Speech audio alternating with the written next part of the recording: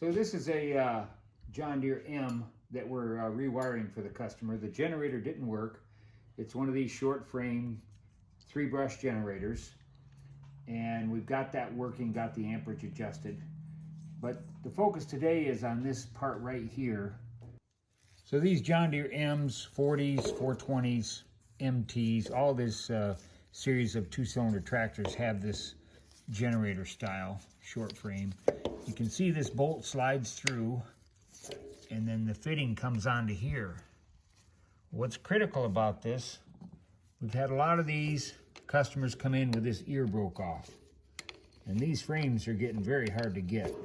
And this is the whole command frame for the generator. So if you don't get this on right, you're gonna break this frame. And then let's get this started here. Get this one up. This is going.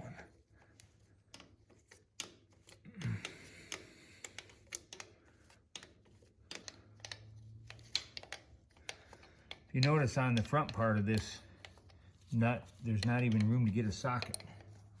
It's just basically an end wrench. I'm just kind of holding it with a screwdriver here. And I cleaned up all my threads and I chased them, made sure everything was gonna go smooth, putting it back together. Highly recommend that. A lot of these old tractors got a lot of rust and different things, and when you clean up the threads in it, it's much better reassembly. Okay. Now, we'll tighten the belt and then we'll do the finish that mounting bracket on the bottom.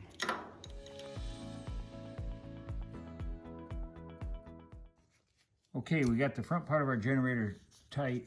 The bolt's tight here. We'll snug this one last time.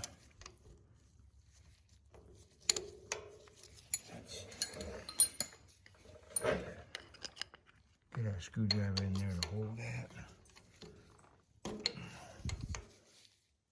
There. So this front half is completely tight. The front of the generator is ready. Now we tighten this back half. The way that's accomplished is we get our nut started on here, and where they break them is they just keep tightening, and it just breaks that ear right off. Now this nut will come back against it, which is properly the way you properly do it. Just bring just a little bit of tension up on that.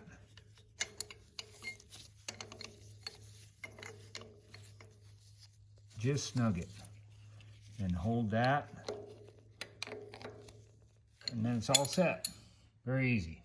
Now I will mention that this part you can actually buy, to my understanding, from John Deere, this bolt. But I have found that I've used a 3/8 coarse thread, all thread coupler, and made it the proper length here, and then just put a short 3/8 bolt in this end. I've made some of those because I couldn't get this piece.